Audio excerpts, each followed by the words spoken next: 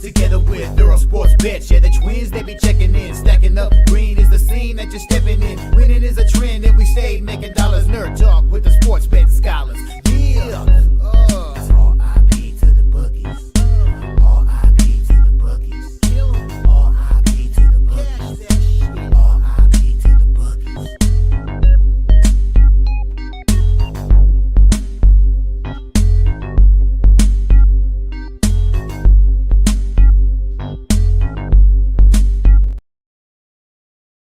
We are live. Welcome back to another edition of the Earle Sports Bet Show. My name is Nicholas Earle. Just me today for the weekend. But we do have a full card in MLB. We have a couple double headers today. We'll only be going over game ones for those, even though I am interested in playing a game two. And I'll probably add it just because I've been betting these nonstop, and we have Baltimore playing a doubleheader today, so you can put two and two together there. We have 4 games in the MLB, 4 games in the NBA, 4 games in the NHL. Starting to see the playoffs pretty well. Up in both NBA and NHL playoffs, which is very nice. And hopefully we'll continue that there. Quick recap of yesterday. It was awesome. Yesterday was an amazing day. Up 9.9 units. Baseball was great. Hockey was great. NBA was good. NBA went 3-2, lost the first half with the Magic, but won the full game. Lost the first half with the Bucks, but won the full game, and then won with the Minnesota Timberwolves -3. So profitable day in the NBA, and the MLB was a solid day as well. Sometimes, as a capper, you got to know when to bet against your own team. Nationals first 5, they ended up winning the full game outright too. So Nationals first 5 plus 135 was a winner there. Toronto, New York Yankees first 5 under 5.5 was as easy as it gets. It was 0-0 at the end of 5 innings. The team total over for the Minnesota Twins was pretty easy. They win 11-4. I could have run lined them as well if you wanted to. Seth Lugo over 18.5 outs. The system plays for that. My player prop system plays go 1-1 yesterday. I did add Kyle Freeland late when they finally dropped the odds. He did not get there, but we'll talk about that in a second. Seth Lugo got 24 outs, though. He got 8 innings yesterday when I needed him over 18.5, which was 6 1/3. So he easily cleared that. Kyle Freeland over 15.5 outs, though, did not get there. He had a really rough 5th inning, and that was annoying. But then ended one with the Tampa Bay Rays on the first 5 money line there. I believe they ended up winning the full game as well. Yeah, it was 1-0 yesterday in that game. And then Pirates, Dodgers. I had the Dodger run line, and they get shut out yesterday, which was really surprising to see. Ended off the night with the loss. But we had a clean sweep in the NHL, 5-0-1. Canadians' first period pushed. That was the worst result in the NHL for us, though. Canadians money line, winner. Devils first period, winner, full game, winner. Edmonton first period, winner, full game, winner. If a team was down 2-0 yesterday at home and was desperate for a win to not go down 3-0, they took care of business yesterday. My angle so far for first period full games on teams down 2-0 at home, I believe is now 5-1-1, 5-1-2, because pushed with the no. It would be 7-1-2 because we won both the plays with the Blues there, and then we went 0-1-1 on the Sens plays there. So teams down 2-0 in the series have been money so far. Now we won't be able to get that the rest of the. We won't be able to get that angle the rest of the first round, though. That is a Game 3 exclusive angle. And we do have a team down 2-0 today, but it's not going to be the double-up angle because they're on the road in the Tampa Bay Lightning there. We are on the Lightning in that game. We will be talking about that later in the show. But overall, yesterday, an amazing day. So definitely can't complain there. And hoping to continue it into today. So we'll head over to the chat, and then we'll get into the card. There's the link for the MLB contest plays I will have all the standings updated. I'll have all the standings updated until updated tomorrow. I ran out of time this morning. I was busy with a few things and things along those lines, and just was not able to get to grading all the plays for the contest. So there is that. Drewski, what's up, gang? What's good, Drewski? And Tim in the chat saying my car hates me. I mean, it wasn't your car this time. It was somebody else hitting into your car. But yeah, you're not having the best car luck right now. 6 and 9 in the MLB, and I'm up in it. Wow. You probably had some nice plus money. I haven't graded any of it yet. So I'll have everything graded for yesterday's plays and today's plays. But yeah, hit a plus 550 and a plus 410. Wow. There you go. There you go. Just watch the NHL quick fire picks. Yeah, appreciate it. Appreciate it. Those did really well for last night's games. So we'll hope to continue that there. But we got some action for today in the MLB. Let's get it started. We have the Detroit Tigers taking on the Baltimore Orioles. We have the Tigers minus 120 favorites with a total of 9 in this game. Same matchup as yesterday. We have Casey Mize taking on Brandon Young. I want to take a look at what the line history has done for this game. It reopened up 2 o'clock yesterday at minus 125. It's now minus 127. So we have a slight move towards these Tigers. Line opened up at an 8.5. It's up to a 9. So we do have a move towards the over here as well. Taking a look at the cash flow in this game here, where we have 84% tickets and 90% of cash on the Tigers, 87% tickets, 88% of cash on the over. I am going to go right back. And if you want the full breakdown for this game, watch yesterday's show as well, because we had the same exact pitching matchup. We had the same exact everything here. So I'm not going to waste too much time on this game because I already did have this game capped. I already did have this game bet. Yesterday, I think it was first 5 over 4.5 and the team total over 2.5 first 5. I'm getting the first 5 over 4.5 minus 125, which was the same price as yesterday. And game props, Baltimore first 5 team total over. Oh man, they're giving me a 1.5 at minus 160. No. So I'm not gonna be able to grab I won't be able to grab the Baltimore first 5 team total. I kind of would lean towards Baltimore first 5 money line. I just don't know what to expect out of Brandon Young. So I am going to be on the first 5 over in this game. If you guys want the full breakdown of all the pitchers, we did that yesterday. So for me, it is I expect positive regression or negative regression from Casey Mize. And I think the Orioles are a team that can do that because they're number 1 in baseball now at 126 WRC plus against right-handed pitching.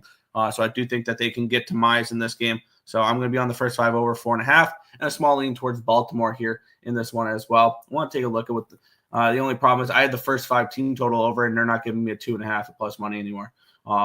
So maybe this is the first 5 money line here for the Orioles. It hasn't moved. So I lean Orioles first 5 as well. I want to fade Mize, but I don't trust Brandon Young, and I wanted that team total, but I don't want a 1.5 at minus 160. So just the first 5 over for me. O's money line.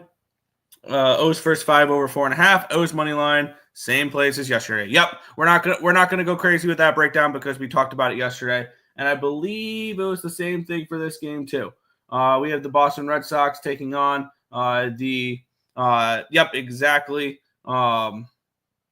exactly. Exact same matchup as yesterday. Different total though, because I believe it was a 9 yesterday, if I remember right. Because the first 5, I got 5 for this game, and I kind of want to go back to the same things. Let's take a look at if the line history is any different for this one here. Line opened up Cleveland minus 103. It's now Cleveland minus 109. Line opened up at an 8.5. It's down to an 8.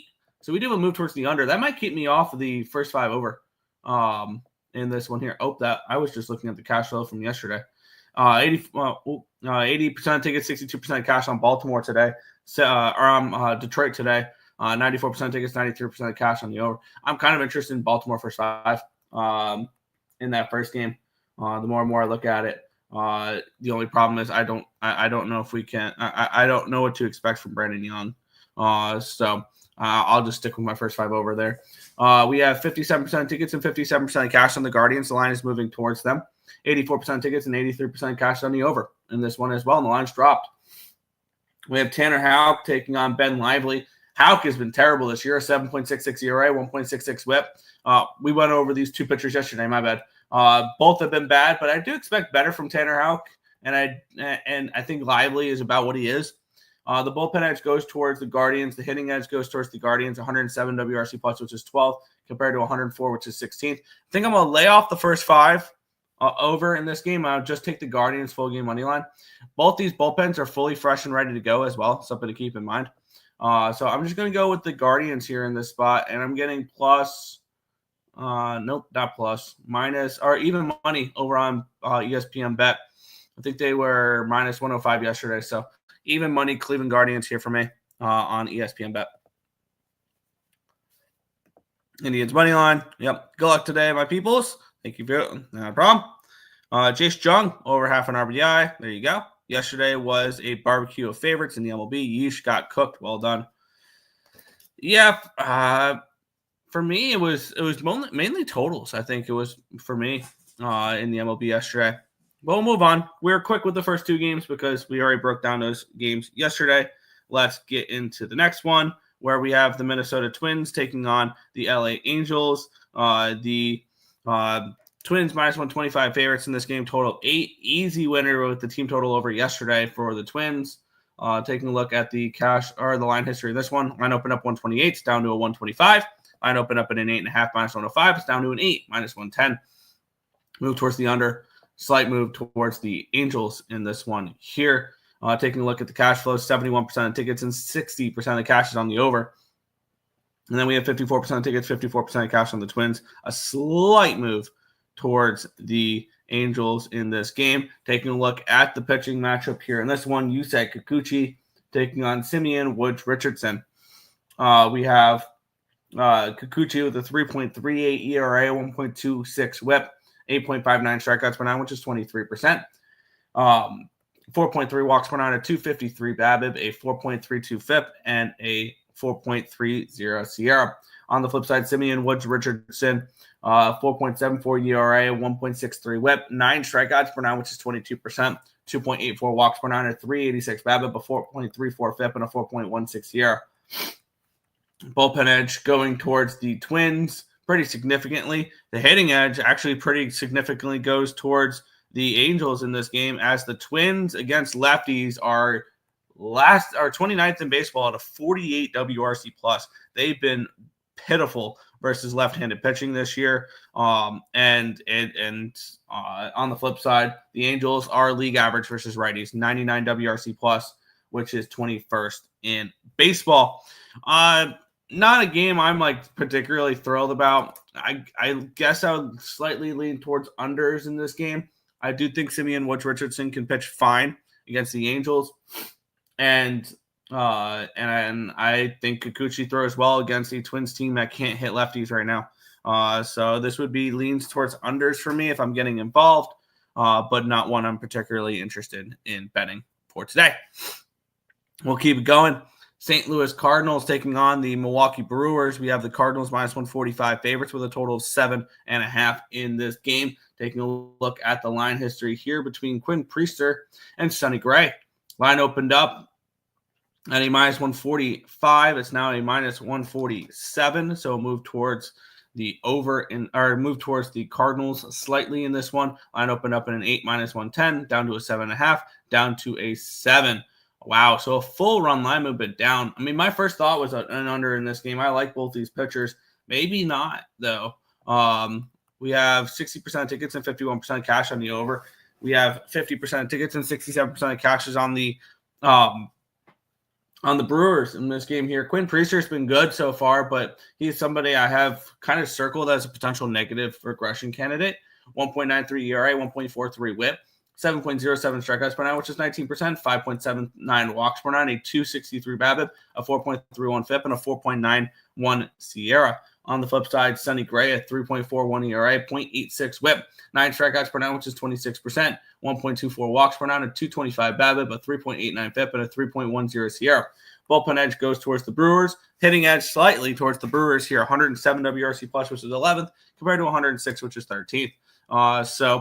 Another game, I mean, I guess I would lean towards Cardinals in this game slightly. I like, and it would be Cardinals first 5 and probably would have to be laying half a run. I think they have a significant advantage in the first 5 innings with Sonny Gray over Quinn Priester. And I know Quinn Priester has a really shiny 1.93 ERA, very limited sample size, and his advanced metrics do not back it up. And it tells you a lot when the first 5, wow. Yeah, it tells you a lot. The first 5 minus a half is minus 120 over on ESPN Bet, minus 118 on BetMGM. That'll probably be enough to keep me off, especially with the total this low. I do think both pitchers can throw well in this game. I would lean towards maybe a Brewer team total under. If you're looking at something along those lines, I do think Sonny Gray can come out and pitch well in this game. It would be a lean towards the Cardinals laying a half in the first 5, but not a game I'm going to bet. I think I'm just a little bit priced out at that number. There's no value in the Cardinals at all. So not a game I'm going to get involved with here. Lean Angels, maybe a first 5 Angels. I would want to avoid the bullpens if you are backing the Angels. Twins money line. Trevor Larnach over half an RBI. I can see that. Cards money line. Cards first 5 minus a half, minus 110. Where are you seeing minus 110? That's a really nice number. None of my books were offering it. Unfortunately, I would have probably taken it at minus 110. We'll move on. We have the Cincinnati Reds taking on the Colorado Rockies in this game here. The Reds are minus 190 favorites with a total of 10.5 in this game. Taking a look at the line history here between Hunter Green and Antonio Senzatella. A pitcher I would like to back, a pitcher I would love to fade. Let's get into it. This line opened up at a 177. It's now 189, so we have a move towards the Reds. We have this line opening up at a 10.5 minus 105. It's now a 10.5 minus 110. So move towards the over here as well. Let's take a look at the cash flow in this game. 85% of tickets, 93% of cash on the Reds. The line is moving towards them. 67% of tickets and 70% of cash on the over. So the market's suggesting that we see Antonio Senzatella getting hit in this game. And I 100% agree with it. Hunter Green, though, so far this year, 2.35 ERA, 0.78 whip, 10.27 strikeouts per 9, which is 30%, 1.76 walks per 9, a 197 BABIP, a 3.22 FIP, and a 3.15 SIERA. On the flip side, Antonio Senzatella, a 4.81 ERA, a 1.93 whip, 3.33 strikeouts per 9, which is 8%, 1.85 walks per 9, a 400 BABIP, a 5.16 FIP, and a 4.62 SIERA. Bullpen edge, Reds. Hitting edge, Reds. 100 WRC plus, which is 19th, compared to 67, which is 30th. Unfortunately, I think the Reds run line is probably really expensive, and it would have to be a run line here in this spot if I want to back the Reds. Wow, yeah, minus 125 for a run line in this game. That is not what I wanted to see. And the first 5 minus a half, good luck. You'd have to lay a first 5 minus 1 with the Reds, which would be minus 115. And ask them to win the first 5 by basically multiple runs. That's asking an awful lot. Okay. What's the team total over here? And that'd be 5.5. Okay, they've completely priced you out of betting anything Cincinnati Reds related at all, which is annoying because I wanted to back the Reds in some way, shape, or form. I just didn't want to lay that type of run line. Maybe it's maybe this is a Rockies team total under. Which maybe it's a Rockies first 5 team total under with Hunter Green pitching well early after he got hit up last start, and we're looking at a 1.5 at minus 115. Alrighty then, they are making it impossible to back the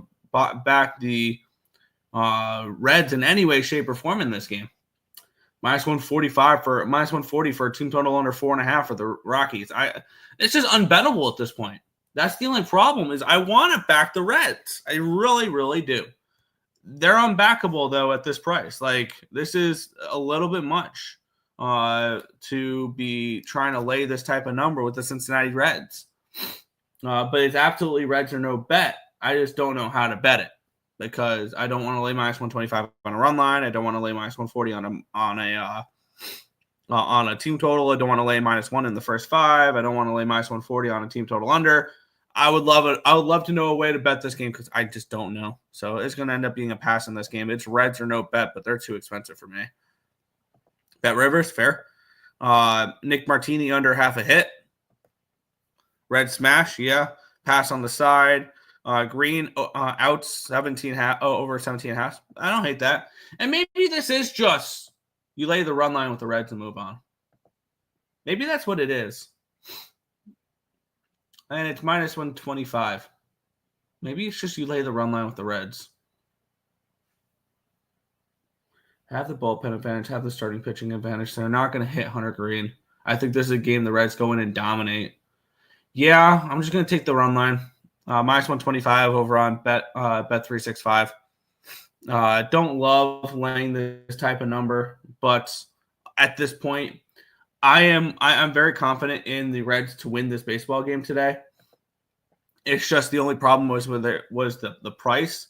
I'll take a shot minus 125 for the run line. If it was anything higher than that, I would have guessed. But give me the Reds run line here in that game, minus 125. We'll move on. Philadelphia Phillies and the Chicago Cubs. We have the Phillies at a minus 105 with a total of 7 in this game. The total of 7 caught me off guard. Yes, I get it. The winds are probably blowing in Wrigley today. That's probably the simple answer. But the way that the Cubbies have hit lefties this year, got to find a way to back the Cubs in this game. Ben Brown taking on Jesus Luzardo. This line opened up at Philly minus 110. It's now Philly minus 109. So we have a 1 cent line movement here towards these Cubbies in this game here.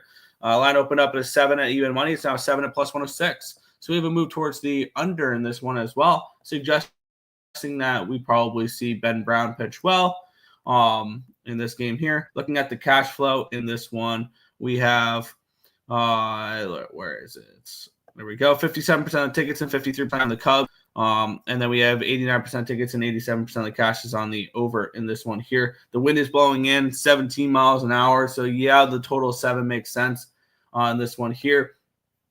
Jesus Luzardo and Ben Brown. Luzardo, 2.08 ERA, 1.09 whip, 10.68 strikeouts per 9, which is 30%, 2.08 walks per 9, a 329 BABIP, but a 1.77 FIP and a 2.81 SIERA. On the flip side, we have Ben Brown, 4.57 ERA, a 1.75 whip, 10.8 strikeouts per 9, which is 25%, 5.4 walks per 9, walks a lot of batters, 361 BABIP, a 4.5 FIP, and a 4.09 SIERA. The pitching advantage absolutely is with the Philadelphia Phillies in this game. The bullpen advantage, both of them kind of suck, but it does slightly go towards the Phillies. The hitting advantage is a significant one towards the Cubs. The Cubs are the best in baseball right now against left-handed pitching with 156 WRC+. So for me, my first thought was, how do you back the Cubs in this game against a left-handed pitcher? The Phillies 98 WRC+, which is 22nd against righties. And for me, how do you back this? It's probably Cubs money line or Cubs first 5. Cubs first 5 is, I think, have been a little bit of a wagon this year, if I remember right. And the line's really not moved. I think I just move with the Cubs first 5. I would like them specifically against the left-handed pitcher in this one here. Yeah, the bullpens, I mean, the Cubs bullpen, I really don't trust. And the Phillies bullpen, though, I really don't trust either. And I think that's an ultimate wild card at the end. I think they're both really bad, and they kind of wash out there. Minus 105 for the Cubs first 5. I'll take a shot with Chicago early in this game.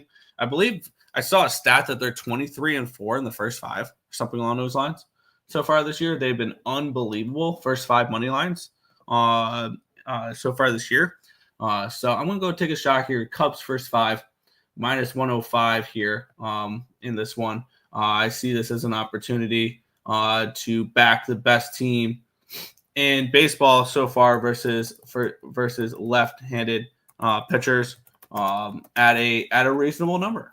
So I'll go ahead and take the Cubbies first 5 in this game here.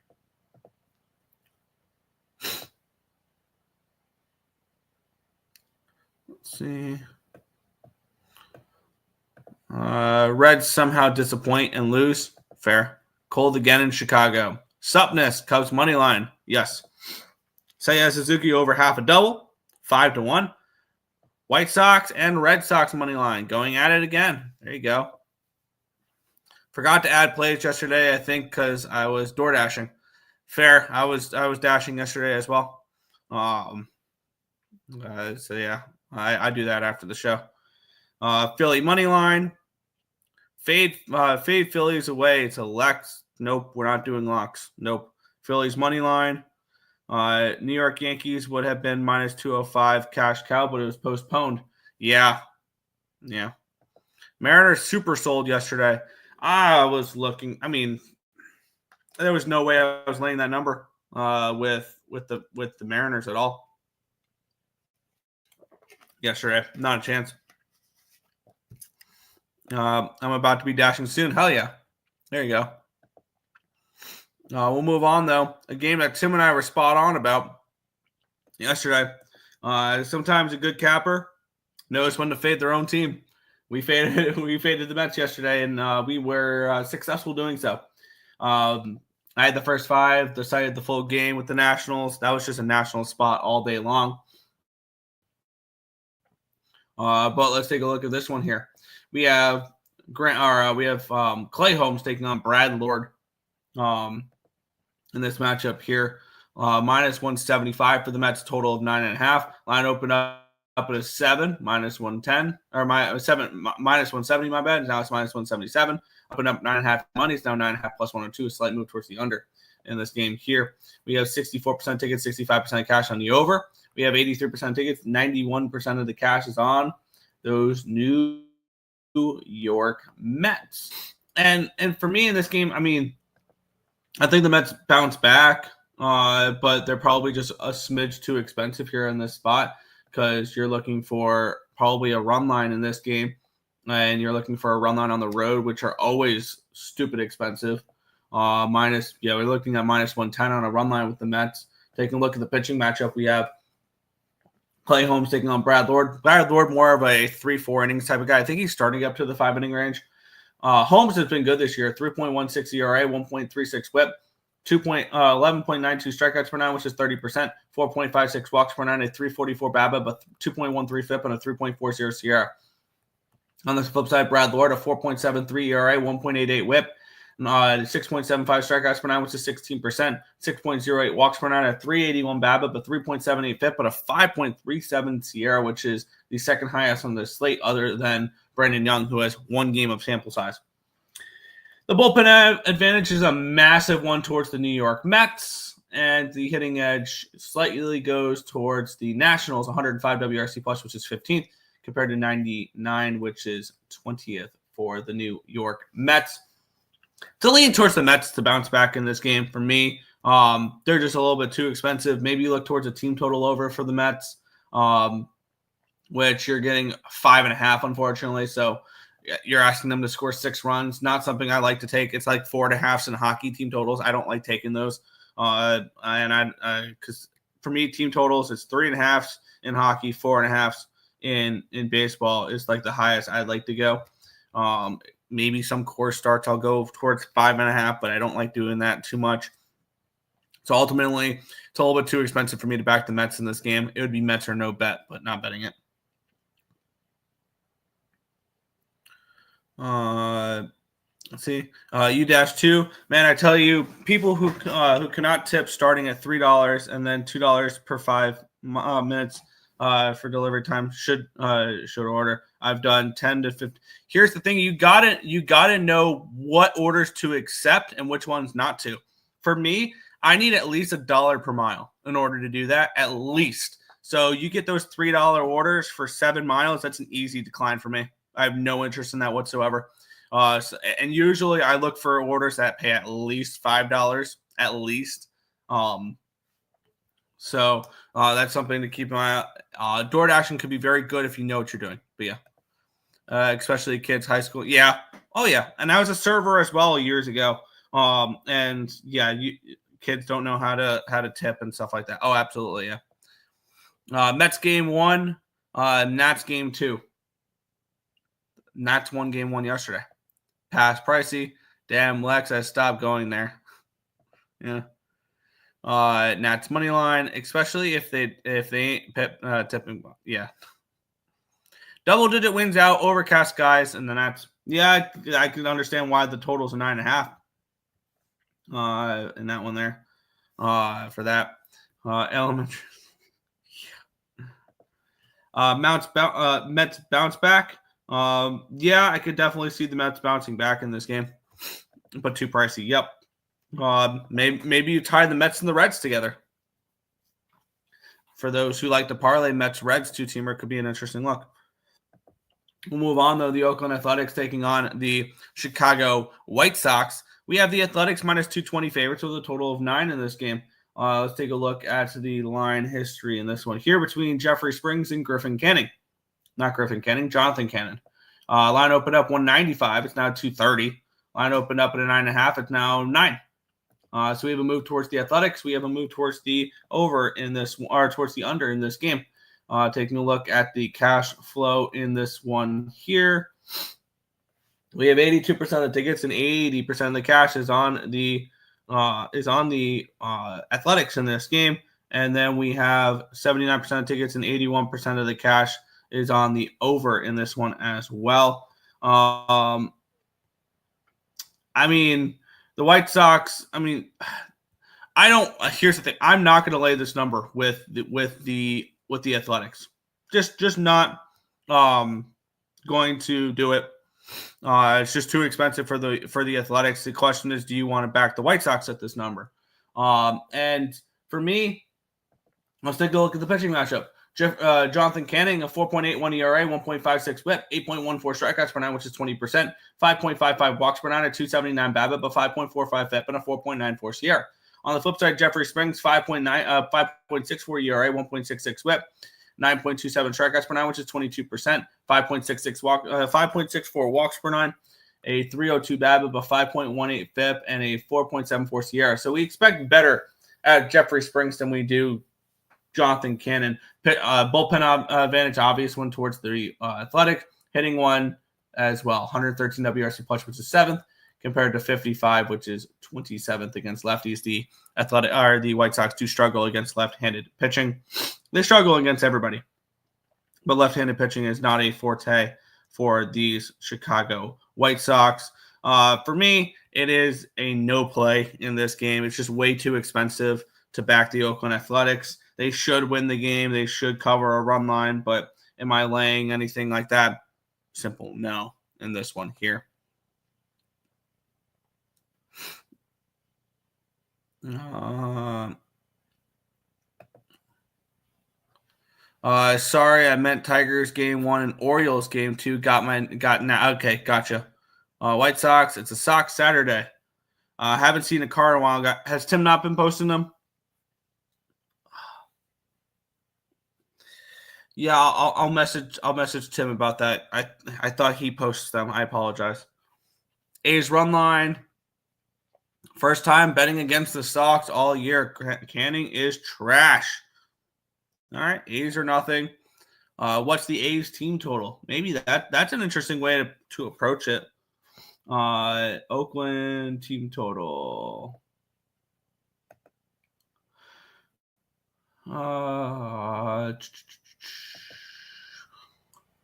5.5 and even money, plus 115 on Bovada.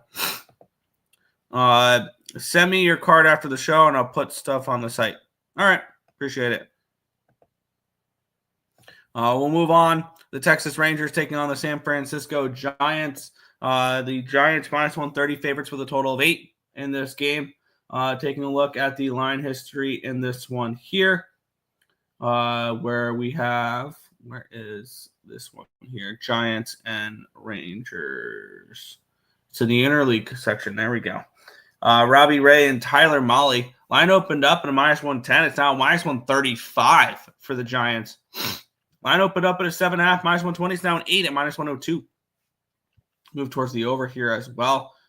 So expecting Mahle to get hit a little bit here. We have 48% of tickets and 80% of cash on the Rangers. Yet this line's moving swiftly towards the Giants. 61% of tickets and 55% of cash on the over. I am very, very interested in the over in this game, potentially. We have Tyler Mahle taking on Robbie Ray.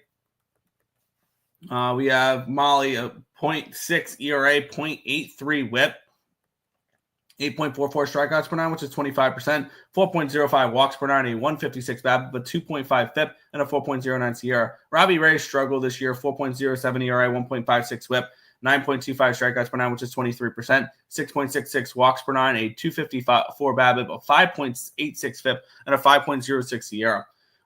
The bullpen edge, both these bullpens have been very strong this year. It goes towards Texas. Hitting edge does go towards Robbie Ray and the Giants, 102 WRC plus, which is 18th. Compared to 87, which is 25th. I want to take a look at Tyler Mahle here, who has been absolutely awesome to start the year, yet the line's moving swiftly towards the Giants. And the line is moving swiftly, or my line is moving towards the over, suggesting Mahle gets hit in this game.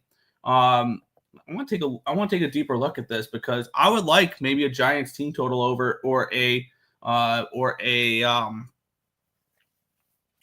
first five over. The wind is blowing out, but it's San Fran. It's a pitcher's friendly ballpark, so we don't care about that. I want to take a look at Tyler Mahle here to see how he's gone about. Okay. Taking a look at what we've seen from Mahle so far, he's dominated. 4 of his 5 games have been at home, though. And the one road game was a 6-2 win against the Chicago Cubs. I want to take a look at that game. That was against Shota Imanaga. What was the now it's on April the 9th. I want to take a look what the total was in that game on April the 9th, because I have a feeling that was one of those wind blowing in days, even though the game slightly went over. That was the total was 7.5. So that looked like a very pitchers friendly game. And then he's pitched the other 4 at home. I think we see some negative regression from him, from Tyler Mahle. And the question: how do you like approach that? Would you like to with the first over? Would you like to approach it with team total over? In this one here, maybe it's both. And I know it's very difficult to jump in front of a pitcher like this, but his stats suggest negative regression. The Giants are above average against right-handed pitching, and he's pitched all his starts at home, other than one in Wrigley, where it was a very pitchers-friendly conditions. I think this is a first 5 over at 4 minus 120, and I think this is a Giants team total over in this spot. I think it's both, and I'm getting a 4.5 at plus 120 for the first 5, or for the team total over Giants, and I'm getting a 4 for the total at minus 120 for the first 5. So I'm going to double up here on overs in this spot, expecting Mahle to get hit in this game. So first 5 over 4, and the Giants team total over 4.5 plus 120.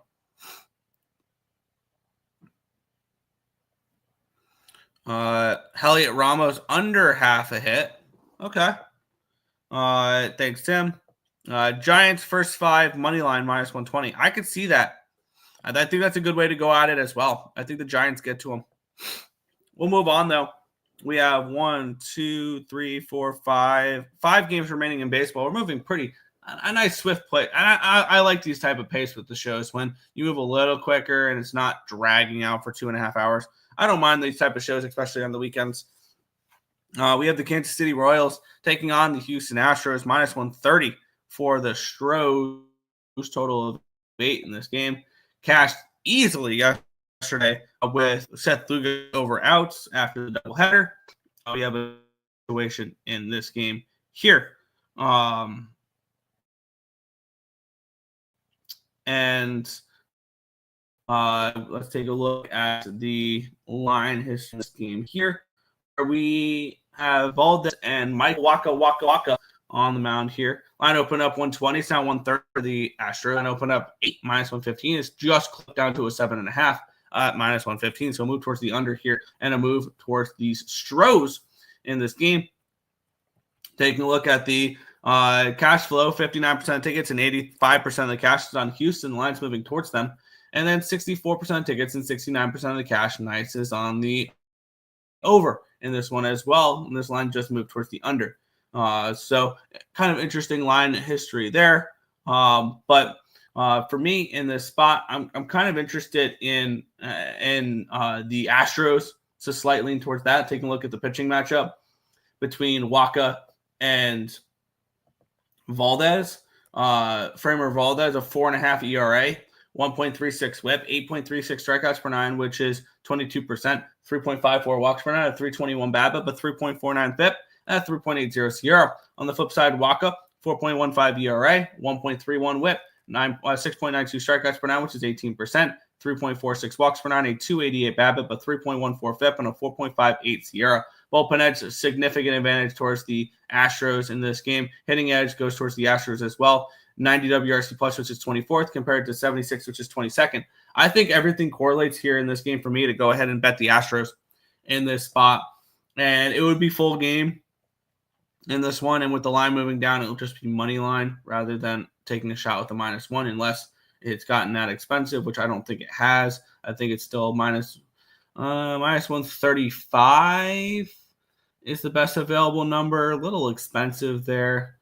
But it's either minus 135 or you play the -1 line, minus 135 and plus 130.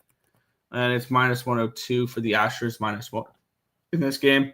I think I'm going to move on the -1 line in this spot, even though I just said that I don't really want it too much with the what do you call it, with the line, with the total at 7.5. But for me, I'm going to play the Astros on the -1 line, minus 102 in this spot here. I look for the Astros to take care of business here in this one. Covering NBA today? Yes, we are absolutely covering NBA. That is up next after MLB.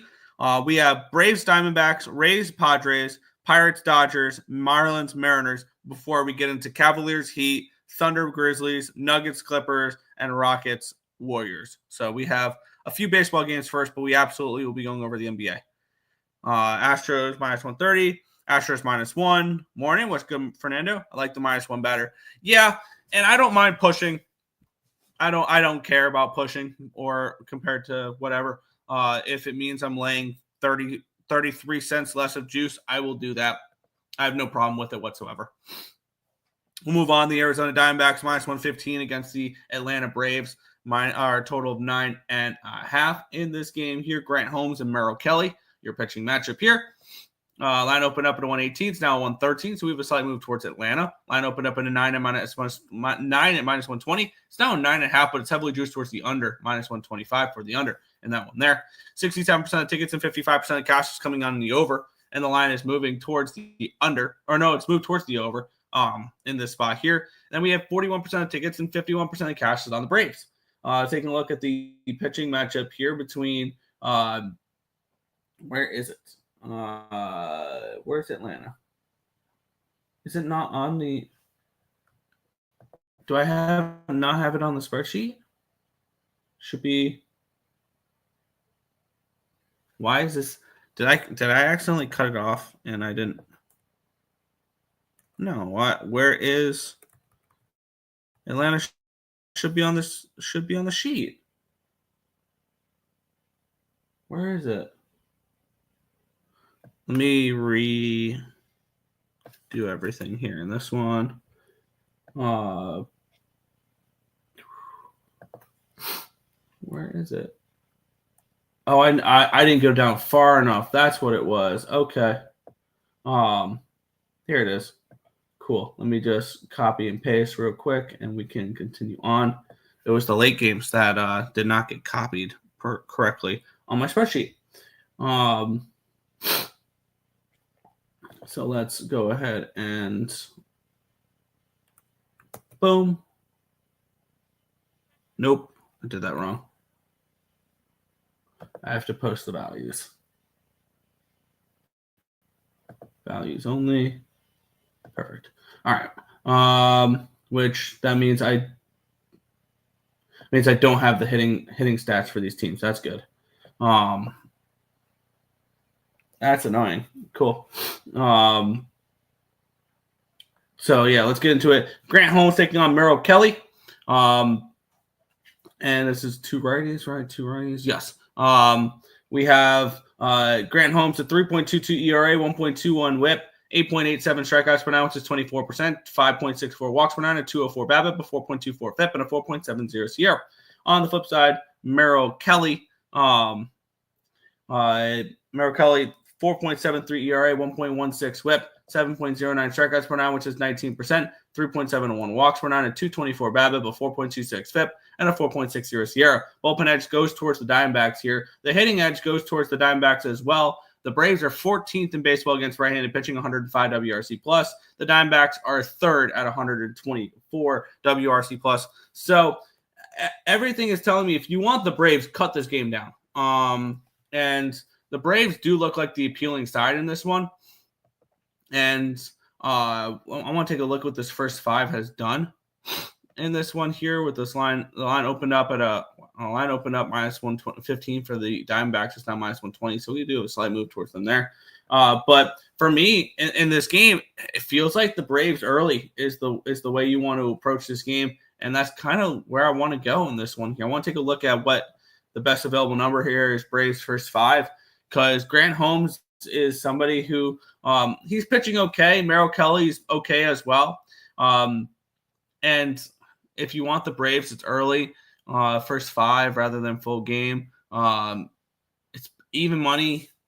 I think I'm just gonna leave it as a lean for right now. I'll probably come back to this a little bit later in the day, but it's a lean towards the Braves early for me if I am betting this game. Deeper dive and Phillies under and Nerfy. All right. There you go. Austin Riley doubles plus 370. D-backs money line. Luzardo and Brown are sick with the strikeout. All right. O'Neal Cruz under half an RBI, minus 230. Jeez. And under half. Wow. Okay. All my player props. Fair. 52% of tickets, 76% of cash on the money is on Atlanta. The only way I can look. Same here. Atlanta's the only way I can look. 3 games remaining in the MLB. Tampa Bay Rays, San Diego Padres. We have the Rays, or the Padres, minus 135 favorites with a total of 7 in this game. Taking a look at the line history in this one here between Dylan Cease and Ryan Pepiot. Line opened up minus 145 for San Diego, down to a 132. Line opened up 7 minus 118, so 7 minus 105. We'll move towards the under here as well. 69% of tickets and 57% of cash on the over in this game. Line's moving towards the under. 78 and 84 is on the Padres, and the line's moving against the Padres here. Dylan Cease and Ryan Pepiot, 2 pitchers I have for positive regression here. Pepiot, 4.82 ERA, 1.50 whip, 9.96 strikeouts per nine, which is 24%, 3.21 walks per nine, a 312 BABIP, a 5.7 FIP, and a 3.62 SIERA. On the flip side, we have Dylan Cease, a 6.04 ERA, 1.50 whip, 10.66 strikeouts per nine, which is 27%. He has 2.84 walks per nine, a 384 BABIP, a 2.63 FIP, and a 3.35 SIERA. Bullpen edge, Padres. Hitting edge going to the going towards the Rays, who are 6th in baseball, 120 WRC plus against righties. The Padres, 109 WRC plus, which is 8th. 2 pitchers that I have positive regression for, but are these the type of lineups that we would want? Are these the type of lineups that we want projecting positive regression for these starters? And I think ultimately, no, not really. In this spot, I would only look towards the Rays in this game if I'm getting involved with it here. It's absolutely Tampa Bay or no bet. Going back to the Rays, probably Rays first 5 with the bullpen advantage with the Padres that way. And maybe I do move on. Maybe I do move on this first 5 with the Rays. Going back to it here, plus 115. I'm gonna pull the trigger on that. Tampa Bay first 5 plus 115. They've been a little bit of an underrated team as of late. So I'll take a shot here with the Rays first 5 at plus 115 in this game. Braves line and money don't march. Braves money line. Fair. Padres money line. All right, we're on the opposite sides there, but I'm only first 5. We'll move on. We have the Pittsburgh Pirates taking on the LA Dodgers, minus 260 for the Dodgers, total of 8.5 in this game. We have Hiroki Sasaki on the mound taking on Mitch Keller. And right away, I mean, at this number, I have no interest in the Dodgers whatsoever, but they just got shut out last night. And I don't really see them getting shut out 2 days in a row. Line opened up in an 8.5 minus 110. It's now 8.5 minus 118. Line opened up in a 250. It's now 260. So we do a move towards the Dodgers here as well. 88% tickets and 71% of cash is on the Dodgers. The line's moving slightly towards them. 65% of tickets and 63% of cash on the over. Line's moving towards the over. I think that's the way to approach this game. Is the Dodgers are off of getting shut out in their last game. They are 9th in baseball in WRC plus versus righties. The Pirates, though, they are not very good. 82 WRC plus. But let's go over the pitching matchup here. Mitch Keller, 4.18 ERA, 1.36 whip, 6.43 strikeouts per nine, which is 16%, 3.21 walks per nine, a 292 BABIP, a 3.92 FIP, and a 4.54 SIERA. On the flip side, Roki Sasaki, a 3.20 ERA, 1.47 whip, 7.32 strikeouts per nine, which is 19%. Walks, 7.32 per 9 innings is way too many walks. Way too many walks. And 212 BABIP. However, here's the advanced numbers that show you that Roki Sasaki is getting very lucky. 5.16 FIP and a 5.87 SIERA, which is the highest among all of the starters on today's card. His SIERA is terrible, which tells me he is getting very lucky. He's getting barreled, he's getting hit, but he's not giving up runs. That's not going to continue here. And I would like to not only take the I would like to fade Sasaki. However, I would like to back the Dodger offense as well. After getting shut out yesterday, I think this is a spot here where we see runs in this game here. And I would like to double up on overs in this spot. I'm going to start the first 5 over 4.5 minus 120 over on Bet365. And we're going to continue on Bet365 as well, over 8.5 minus 115. I'm doubling up on runs in this game. I think that Mitch Keller can get hit for sure, and I think Sasaki can regress too. So I'm getting both offenses here. I think this is a great opportunity for overs. I'm on the first 5 and the full game over in this one here on this spot. Runs, and more runs. I think you missed a lot of chat. I have gone over every single chat that has popped up. Dodgers run line and Dodgers smash. There you go. We will move on. Last game of the baseball card. And then we have NBA and the NHL. 1 second.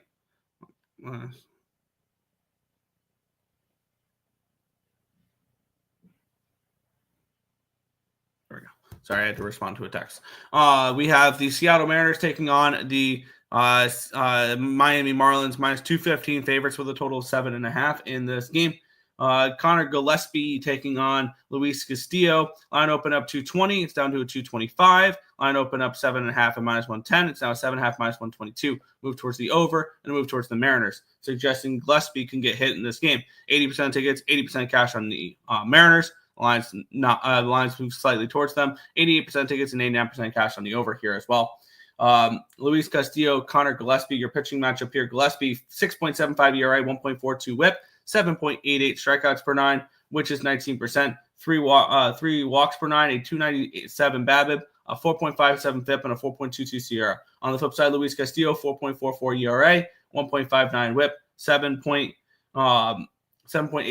strikeouts per 9, 19%, 4.1 walks per 9, a 329 BABIP, a 4.24 FIP, and a 4.46 SIERA. Bullpen advantage, Seattle, and then the hitting advantage also going to Seattle in this game. The Marlins, 95 WRC plus, which is 23rd. The Mariners are 4th in baseball at 121 WRC plus. So I do think that Gillespie can get hit a little bit in this game. It is a lean towards, if you want to back anything, maybe it's a Mariners team total over spot in this game. If you're looking to get involved in this one here, it would be Mariners team total over, which would be 4.5 at minus 115. I think that minus 110 over on Bovada. I think that is a better play than taking the run line or anything along those lines. So I lean towards the Mariners team total over 14 or 4.5 at -110. And that is, but I'm not going to be betting it here in this one. Let's see. Good morning, team. Late to the party. Lost several spreadsheets. Have been bangers. Let's get it. Appreciate it. Dodgers game over 8.5. Love that. Dodgers ain't dodgering right now. Yeah, no. I haven't bet a single Dodgers game. Yeah. Nick, tell your girlfriend you'll text her back. Sports are more important. Here's the thing though. In a second, I'm going to turn off my camera and mic. I have to run out real quick for 2 minutes and help her, and then I'll be right back. So actually, no, but yeah, Miami money line and pass. Fair. But we are about to head into the NBA. Give me 2 minutes. I will be back. But I've got to, let me type out a thing. Will be back in a few minutes. I will be back in a few minutes. I've got to go run and do something real quick. Give me a couple minutes. Thank you.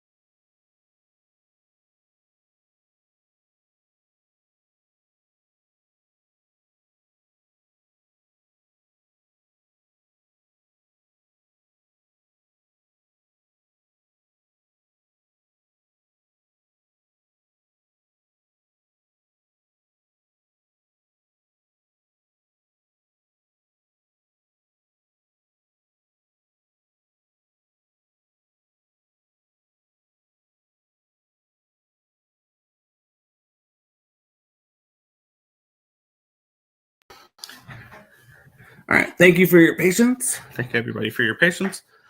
And no rush. You're all good. Oh, some background music. That would have been smart to put some background music in there for that. Yeah. Enjoy the silence. Yes. Fair. Let's get into the NBA. We have the Cleveland Cavaliers taking on the Miami Heat. The Heat are the Cavs, my bad, 5.5-point favorites. Total of 213.5. Now, this is one of my favorite angles in sports, especially in the playoffs. And we killed with this angle last night in the NHL. We should have with Memphis. And it would have cashed with Memphis if I didn't bet the team totals and just took the first half full game spreads. We split out on the Magic and we split out on the Bucks, who are both down 2-0 in the series. And we're going to go right to it here in this spot. We have the Miami Heat down 2-0, heading home. I really like this spot for these playoff teams. And this is the only spot for this angle on the card.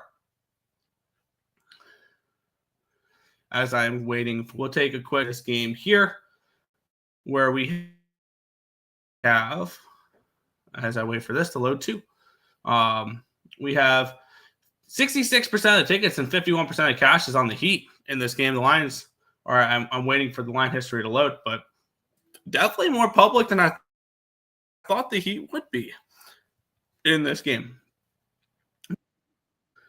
It is actually, it's moved towards the Cavaliers this game. No, it hasn't. Line opened up at a 6, got up to a 6.5, down to a 5.5 at one point, back to a 6. So really no line movement. It did move down half a point at one point, but came back. Line opened up 2.16s, down to a 2.13. So we even moved towards the under here as well. For me, this is one of my favorite angles in sports. You're going to have the Miami Heat be super desperate coming into this game.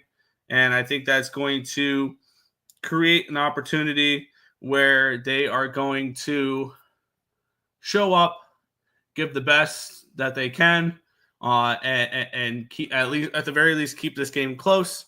So I'm getting plus 5.5 and minus plus, my bad. First half plus 2.5 minus 115, plus 6 minus 110. Will be on both of those spots there with the Miami Heat, with my playoff team at home down 2-0 angle here, first half and full game with the Heat. Let's see. What if the Cavs come back from 20 and win? I hope not. Heat money line, Grizz money line. Cavs 2 public. That's fair. Sellout games for ticket sales and commercial ads and streaming sales. Yeah. 57% of the tickets, 75% cash on Cleveland from Odds Logic. Line went from 6.5 down to 5.5. Interesting. I like that. I like that even more for the Heat spot here. We'll move on though. We have the Oklahoma City Thunder looking for the sweep here in this game. Minus 15-point favorites with a total of 223 in this game. We have 56% of the tickets and 60% of the cash is on the Thunder. Understandably so. 86 and 86 is on the over here as well. We have this line opening up at a 12.5. It's up to a 15. Why? Because John Morant's not playing. That's the answer. That's why you're getting 15 at home with the Grizzlies in this one here. Line open up 225s down to 223. The Grizzlies are dead. They're not winning this series. The question is 15 points too many? And do we back the Grizzlies here with all the points in this spot, looking to avoid elimination? Because the toughest game to win in a playoff series is the fourth one. But with that being said, do I really want to back the Grizzlies at plus 15 in this game. That'd be my only look, is taking the points here with Memphis in this spot. But is it something I'm like dying to need to bet? No. It would be Memphis or no bet, though. Memphis at plus 15 or no bet. But I could see this game being a 20-point win for the Thunder. OKC smash. See you later, Grizzlies. Yeah, I can see that. They should win. They absolutely should win. We'll move on, though. The LA Clippers taking on the Denver Nuggets. The Clippers minus 6.5 with a total of 212 in this game. Taking a look at the line history in this spot here. This line opened up at a 6. It's now to a 6.5. It has bounced a lot. It opened up at a 6, went down to a 5.5, back to a 6, to a 5.5, down to a 5, down to a 4.5, then to a 5, to a 5.5, to a 6, to a 6.5. So we've got a lot of line movement here in this one here. And line opened up at a 213.5, down to a 211.5 here as well. Taking a look at the cash flow, 65% tickets and 66% of the cash is on the Clippers. The line makes sense that the line has moved towards them eventually, but it didn't at the start. 91% tickets and 90% of cash on the over here. The line dropping in this one here. The Clippers currently lead the series 2-1. And this is a spot where, do I really feel the need to get involved with it? Another one, not particularly. If I'm coming into the NBA card today with just the Heat, would I be mad? Not particularly. And I don't feel the need to force action on every single playoff basketball game. I'm not that big of an NBA guy where I need to force action on it here. So for me, it would be another dog or pass here. I'd only look towards the Nuggets here, plus the 6.5 range. But do I really want to fade the Clippers at home as a favorite where they've been dominant all year long? Not particularly. So this one's going to be just another pass here for me. Not one that I feel the need to get involved with. It would be Nuggets or no bet, though.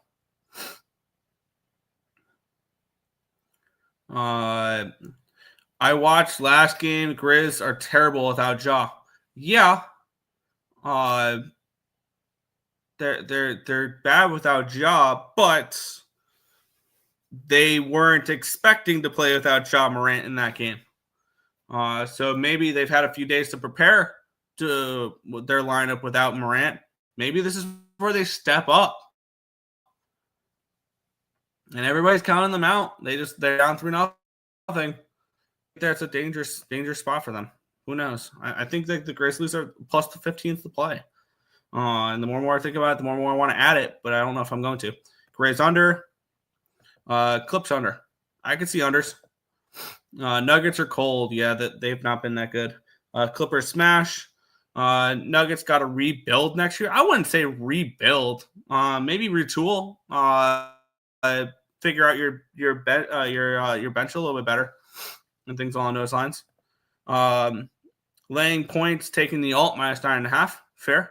Need a birthday pick. There you go, Fernando. Happy birthday. We will go into what do we want? We will go with, we're going to, there. No, actually, I know exactly what it is. We're going to give you the first 5 over 4.5 Pirates and Dodgers. If you like the full game as well, go for it. I think that is the best bet on the baseball board is first 5 and full game over Dodgers and Pirates. There you go. Nuggets smash with same game parlay with triple-double or with Jokic triple-double. This isn't forced action. This is another Lex handbag. There you go. Appreciate it. There you go. There you go, Fernando. Last game on the NBA card, the Warriors are minus 3, total of 204 in this game. Series tied 1-1 with the Rockets in this one here. Line opened up at a 3, got all the way up to a 4 at one point, back, and it got all the way down to a 2.5 at one point, but it's back to the 3 that it was at the opening line. Line opened up 202.5 minus 110, and now it's a 205. So we do have a move towards the over here as well.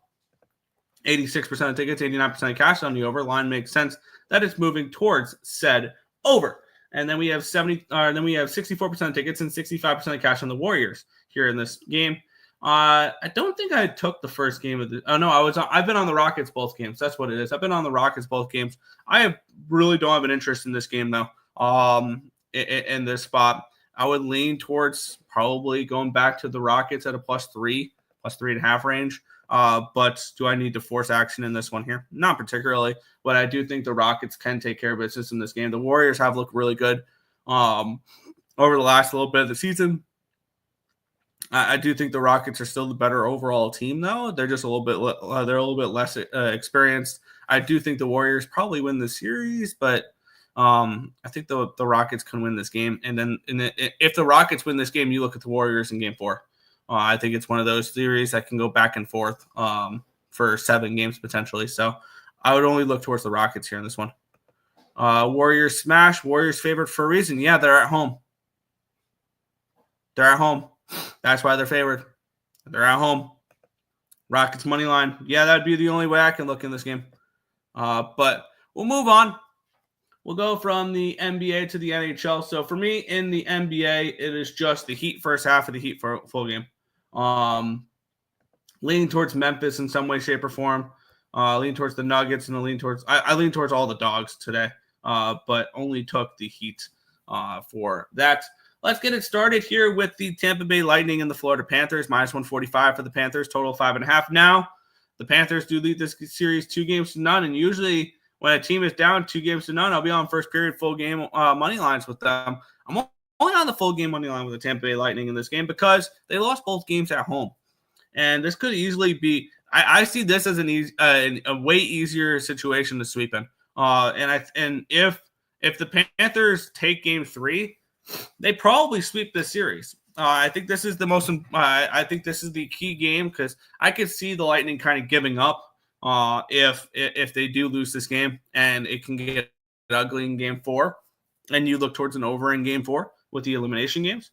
And that's one thing I am going to start, and maybe it's live betting them, but I am going to look towards overs in elimination games too, just because the opportunity for empty nets, especially if I lean towards the team up 3x in the series to win, then yeah, you'll look towards the other team to pull their goalie multiple times.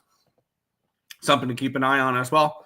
But for me in this game, I took Tampa at plus 120. Maybe I'm a sucker for punishment, but I'm taking the Lightning one last time here in this series. If they lose, I'm done. I'll just take the over in Game 4 and move on. But for me, we're going to take a shot at the Lightning here. Vasilevsky looked a lot better in Game 2 than he did in Game 1. It's just the offense was just absolutely suffocated in that Game 2. And I said I lean towards unders. And if I like the Vasilevsky bounce back, it should have been team total under for the Panthers, full game under. That would have been a really nice score there, but it's what it is. For me in this game, I'm on the Tampa Bay Lightning at plus 120 in this one.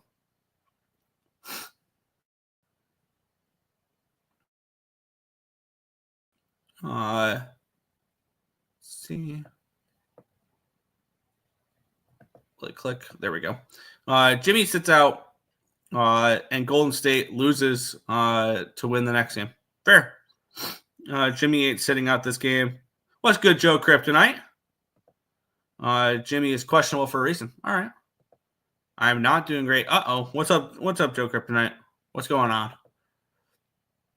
Lightning money line. I agree. The line's saying he's playing. Fair. We'll head to the next game here. The Vegas Golden Knights taking on the Minnesota Wild. The Golden Knights are minus 140 with a total of 5.5 in this game. And for me, it's pretty simple. You continue to give me these numbers on the Minnesota Wild, I'm going to continue to bet the Wild money line. Pretty easy? Pretty easy. I'm on the Wild at plus 125 in this game. You can get up to minus 130, plus 130, plus 135 with them now in this game. I don't understand the line movement towards the Vegas Golden Knights. I just don't. I think this line has continued to get priced based on what we saw the last couple months with the Minnesota Wild when they were injured, when they were missing Kaprizov, when they were missing Eriksson Ek. I told you guys, when Kaprizov and Eriksson Ek come back and this Wild team is fully healthy, they're a problem. And I will back the Wild every single game of this series as long as they are a underdog in this one, which they are going to be, because Vegas is overvalued and overpriced. And I will continue to back the Minnesota Wild in this series. Game in, game out. Pretty simple. I think the wrong team is favored in this game. I think fully healthy, the Minnesota Wild are a better hockey team at home than the Vegas Golden Knights. Pretty simple for me. You keep giving me plus money with the Minnesota Wild, I'm going to keep betting the Minnesota Wild here in this series. So yes, go ahead. Give me the Wild here, plus 125 against the Vegas Golden Knights. I have plus 200 for them to win a series. I've been on them first 3 games. Also, well, for those who like these type of angles, it's Kirill Kaprizov's birthday. So maybe he scores a goal and the Wild take a 3-1 series lead for his birthday today. I am on the Minnesota Wild at plus 120. I like the Wild to take care of business in this game, take a 3-1 lead over the Vegas Golden Knights. My fiance of 4 years, she came here to get her master's in forensics. My fiance of 4 years, she came here to get her master's in forensic psychology at University of Chicago. I met her walking my dog. She graduated, worked at a prison as a psychologist, and lost her job from legislation Trump passed. Ouch. That sucks. And we've seen plenty of stories of all the people who lost their jobs based on some of the legislation that he has passed so far. That really sucks. I hope she's able to find another job soon. And they don't continue to cut more people that are essential for the workforce, that they deem non-essential that are. So that really sucks. I hope that she's able to find another job soon. But we'll move on. We have the Toronto Maple Leafs and the Ottawa Senators. It's a pick 'em with a total of 5.5 in this game. The Leafs lead the series 3-0. They've won 2 of them in overtime. So 2 overtime wins for the Toronto Maple Leafs, which in years past, they probably would have lost those games. So also, they're playing the Ottawa Senators, and the more I watch the Ottawa Senators throughout these playoffs, I wonder how they made the playoffs, honestly. And I was stupid to back them there.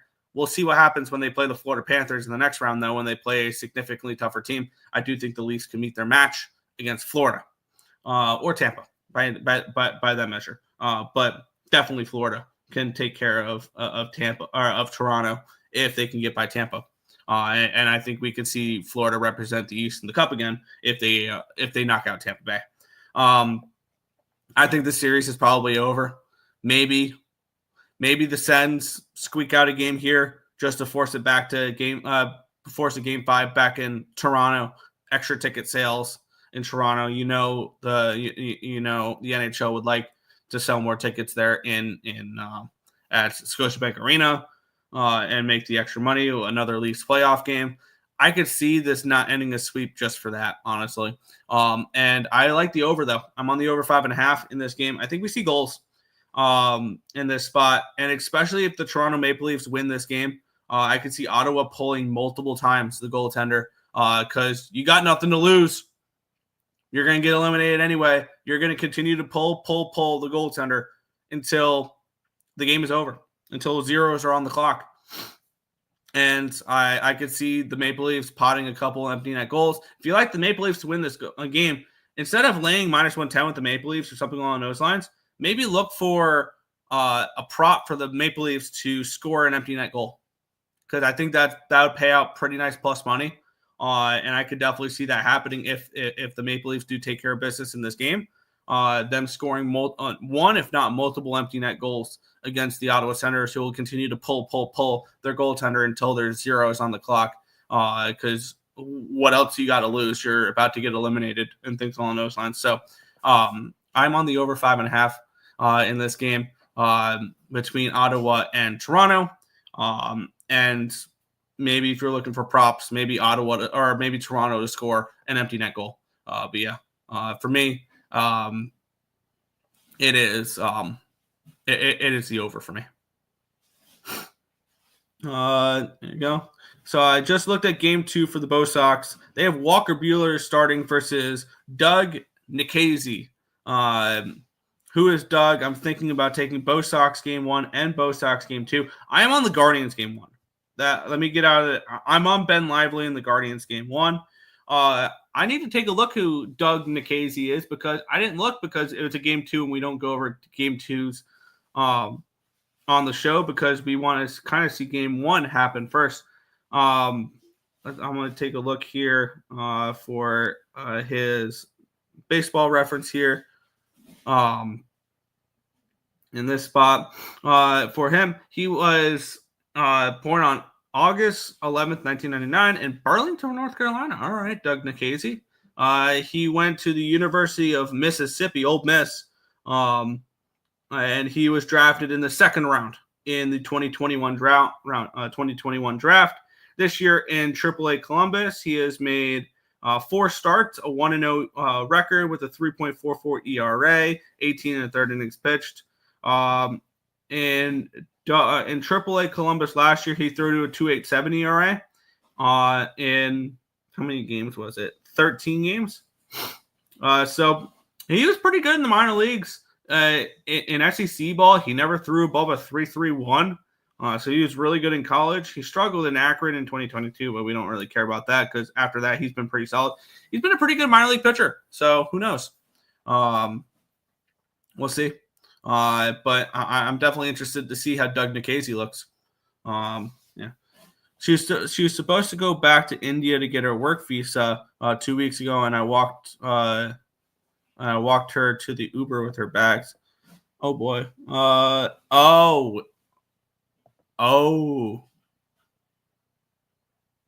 That's oof. That's a rough way to. Wow. Ouch. Razor in the house. There's only one NHL bet you need to get on. Minnesota, Vegas, first period over 1.5. I know you've been riding Vegas first period overs for the last couple playoffs. I remember through the Stanley Cup run for them, you were all over them. Yeah, I can see overs in that. Absolutely. I could definitely see goals early. We've seen all 3 games go over the total so far between Vegas and Minnesota. So yeah, absolutely. I could definitely see that. And if you want to make it a little bit more interesting, maybe you take the first period over with a Kaprizov point or a Kaprizov goal or something along those lines. I think he gets on the board tonight as well. But yeah. Hopefully, yeah, Joe. Hopefully things get better for you there. Damn. But we'll move on. Last game on the card. The Colorado Avalanche, -175, -180 favorites, total of 6 in this game. The Stars took game 3 in overtime. So back-to-back overtime wins for the Dallas Stars to take a 2-1 series lead. I think they've led in this series for a whopping 6 minutes, and they're up 2-1. And I wish I would have known before game 3, before I bet it game 3, because I bet it the night before, that Gabriel Landeskog was going to be confirmed in, because I would have taken the Stars in game 3 and then back the Avalanche in game 4, because you always fade the team with their star player returning game 3, and then you back him in game 4. And I wish I saw that, and I unfortunately lost my double up on the Avalanche in that game. I'm going right back to the Avalanche here in this game, though. I'm on the -1 line, -115 for the Avalanche to bounce back and tie up the series heading back to Dallas. I think they can win a game in Dallas. They're going to have to now.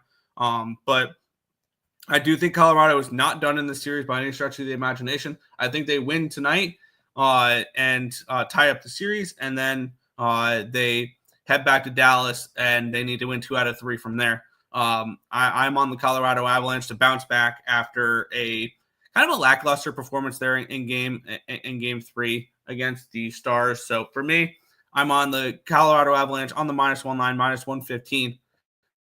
To tie up the series against the Dallas Stars. But that is everything for today's card. We'll head over to the chat, and then we will get into today's games. You're all good, Joe. You're all good. I know you needed somebody to talk to, and you got a whole community of people to talk to here. Because, yeah, Fernando even saying stay strong, Joe. Yeah, you got a whole community behind you, man. Thank you for the Doug info. You know what? I'm feeling frisky, nerfy both Red Sox games going on a parlay. Good luck. But that is everything for today's card. If you guys have not already, hit that thumbs up button, subscribe to the channel, turn on those post notifications so you guys are notified each and every time we are live here at ESB, which is every single morning, anywhere between 10 and 11 a.m. Eastern Standard Time for the Earle Sports Bet Show. That's going to wrap it up for this one. I want to thank you guys as always for watching, and good luck.